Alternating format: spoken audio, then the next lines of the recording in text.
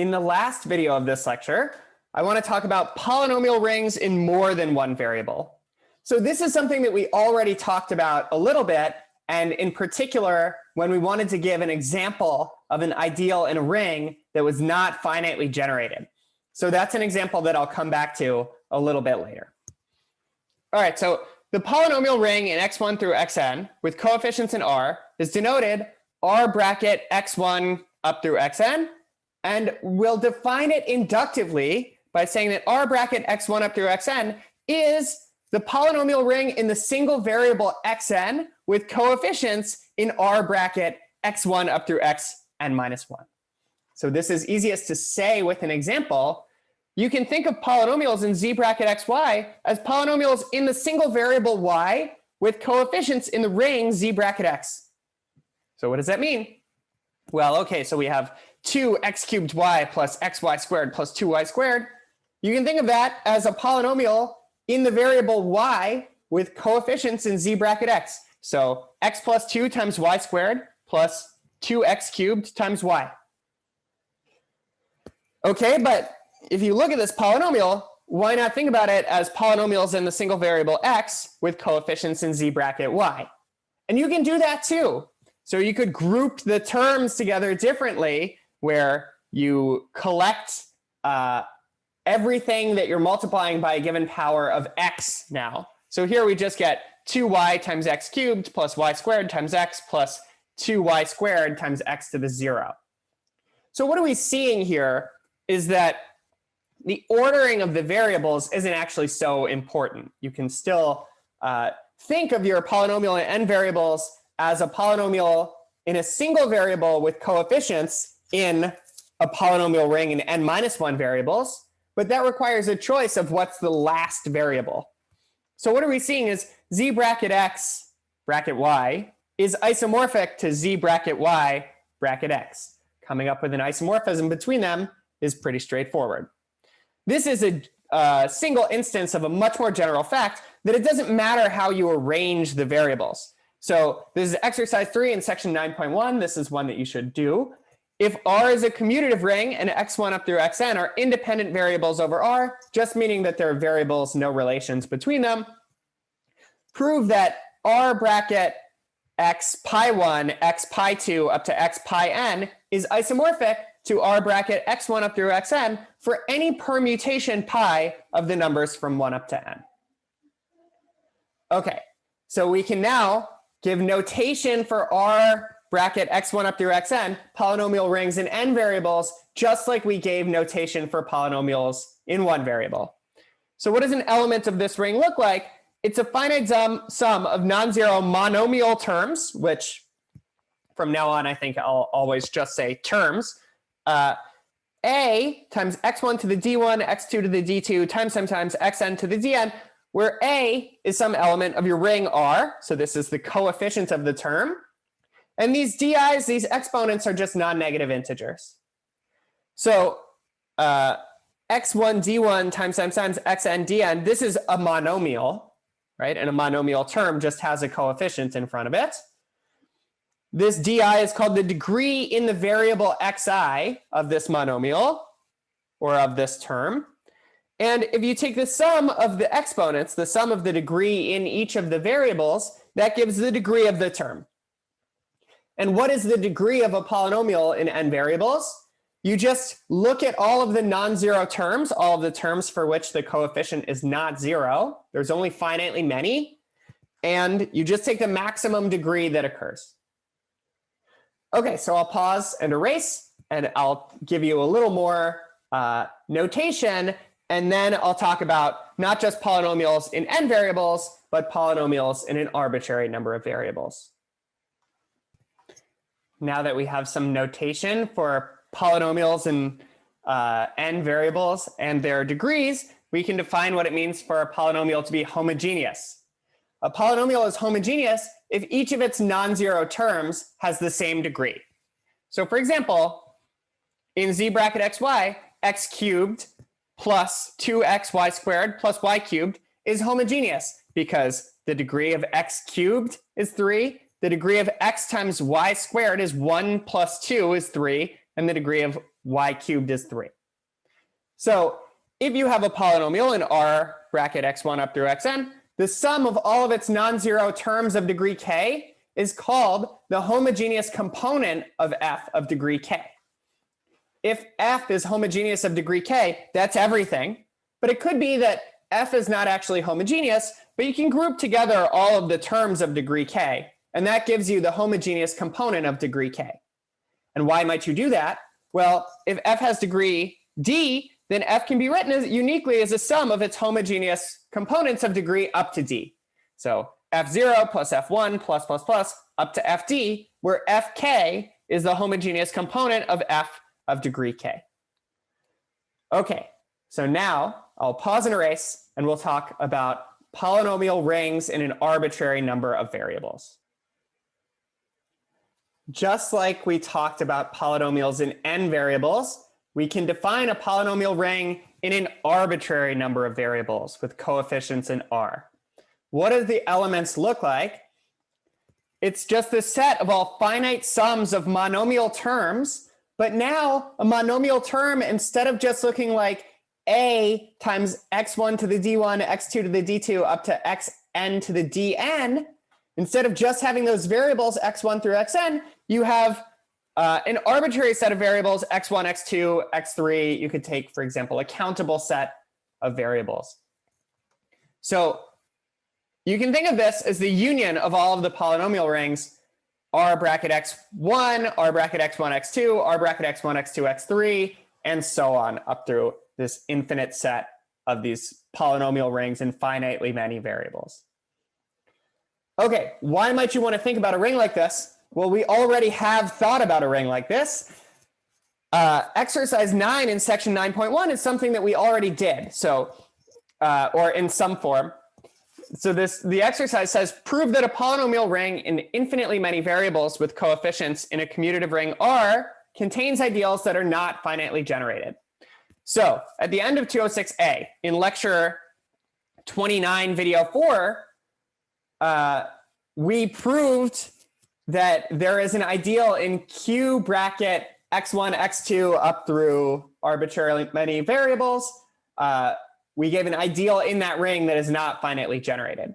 So now I just want to come back to this example sort of armed with a little more material that we've developed since then. So in particular, when we were proving that every PID is a UFD, we showed that every ideal of a ring S, I don't want to use the same R here, you just have some ring S that's a commutative ring with identity 1 not equal to 0, say.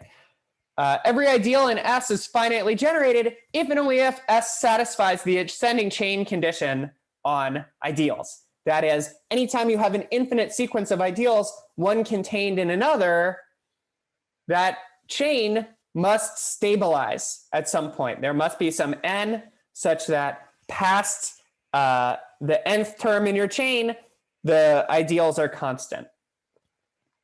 Only finitely many different ideals show up in this infinite chain of ideals. Okay, so how do you do an exercise like this? Well, think about the ideal generated by x1, the ideal generated by x1 and x2, the ideal generated by x1, x2, and x3. These are all contained in the ideal generated by x1, x2, all of your infinite set of variables. And that is contained in the polynomial ring R bracket x1, x2, all of this infinite set of variables. And what you have to show is that all of these containments are proper, that x2 isn't in the ideal generated by x1, x3 isn't in the ideal generated by x1 and x2, and so on. That this gives an infinite chain, ascending chain of ideals that does not stabilize. So that shows that this ring has to contain some ideal that's not finitely generated. Okay, so if I'm being like 1,000,000% honest, the argument that we gave, we didn't exactly show that that means that this ideal generated by x1, x2 up through all of your variables, that in this every ideal is finitely generated if and only if you satisfy the ascending chain condition. We didn't show exactly that this ascending chain proves that this ideal is not finitely generated. There's this infinite chain contained in this ideal. But what if there's some other finite generating set for that ideal? So that actually doesn't happen. But OK, so here, this shows that some ideal in this polynomial ring in an arbitrary number of variables is not finitely generated. But what did we do in this video is, in fact, we did show that this ideal generated by x1, x2, and all the other variables is not finitely generated. And we argued by contradiction, saying, OK, let's suppose it does have some finite generating set.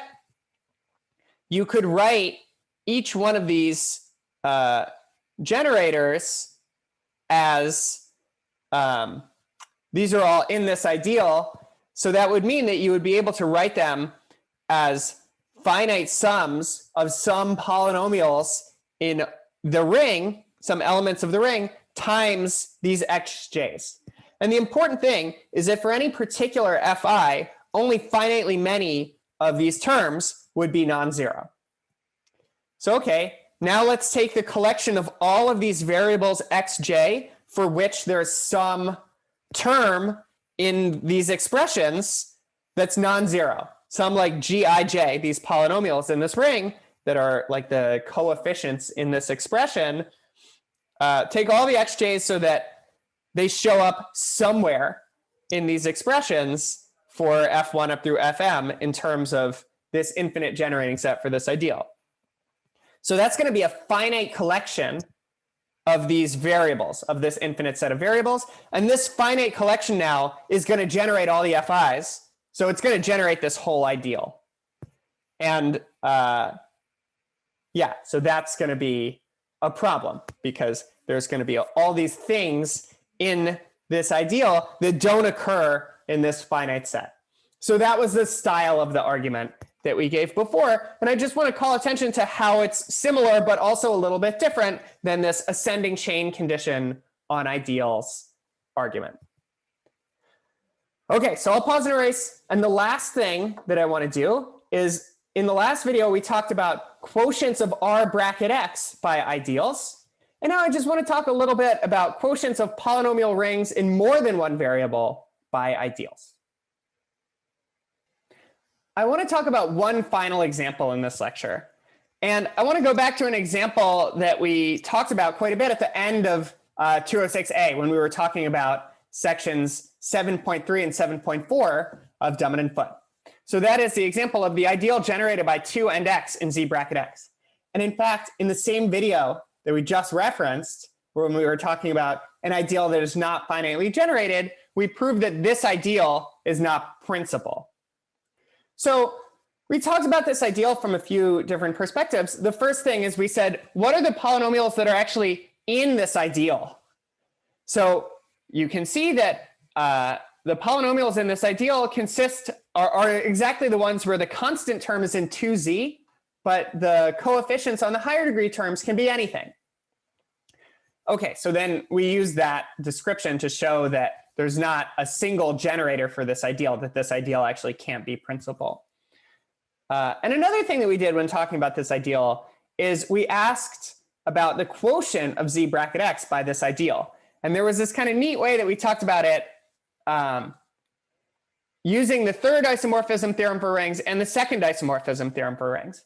So before I say that, once you have this description of the ideal generated by 2 and x, it's pretty straightforward to understand the quotient of z bracket x by this ideal by coming up with a homomorphism whose kernel is this ideal. Right, so I'll let you think about that. But this third isomorphism plus second isomorphism thing I like because this ends up coming back when you talk about quotients of polynomial rings more generally, by ideals more generally. So OK, so what is this quotient? Well, by the third isomorphism theorem, this is isomorphic to the quotient of z bracket x by the ideal generated by x. That's something we understand well, modulo the quotient of this bigger ideal generated by 2 and x, modulo the one just generated by x. This first piece, this quotient is isomorphic to z. But I don't want to write this as z here, because then we're worrying about the quotient of some ring by some ideal that is no longer actually contained in that ring, right? Like ideal generated by 2 and x mod the ideal generated by x, that's not an ideal in Z.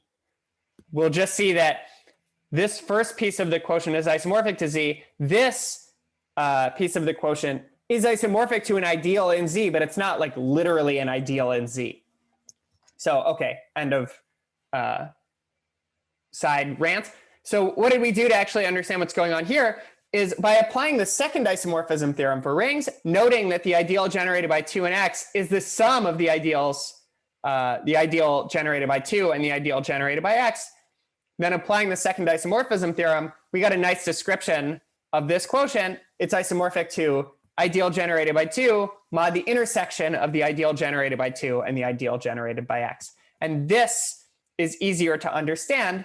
And now altogether, we can see that this quotient is isomorphic to the field Z mod 2Z, which shows that this ideal is a maximal ideal in Z bracket x.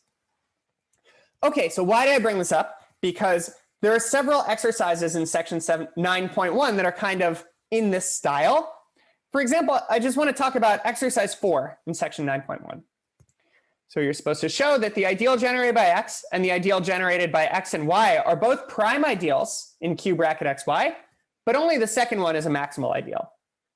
And I said before that when dealing with ideals in polynomial rings, I often find that the easiest thing to do is try to come up with a ring homomorphism whose kernel is that ideal that you're thinking about. So if you just consider the map that takes a polynomial f bracket xy in 2 variables to what you get when you set x equal to 0. So you just zero out all the terms that involve a positive power of x. So now you can think of that as, what do the terms look like? There's some element in Q times some y to a power. So this gives you a polynomial in Q adjoin y. Okay, so it's not so hard to see that this actually is a ring homomorphism. What is the kernel? Well, it's everything where you set x equal to 0 and the whole polynomial goes to 0. And that's the same as saying that it has a factor of x, that when you put x equals 0, all of the terms become 0. And it's clear now with this description that this is the ideal generated by x. This is clearly surjective also. So now by the first isomorphism theorem, the quotient of this polynomial ring by this ideal is isomorphic to the polynomial ring Q adjoin y. And this is an integral domain that's not a field. So this ideal that we quotiented by was prime but not maximal. Okay, so you can work with the second ideal in a really similar way. You just have to think of the right homomorphism. Let's take this polynomial in 2 variables to its constant term. So set x equals 0 and y equals 0. And it's not hard to see that this is a surjective ring homomorphism. And the kernel is everything where you set x equals 0, you set y equals 0, and you get 0. So it's x times something. All the elements look like x times something plus y times something. And that is the ideal generated by x and y. So this quotient is isomorphic to Q, which is a field. So this ideal is both prime and maximal.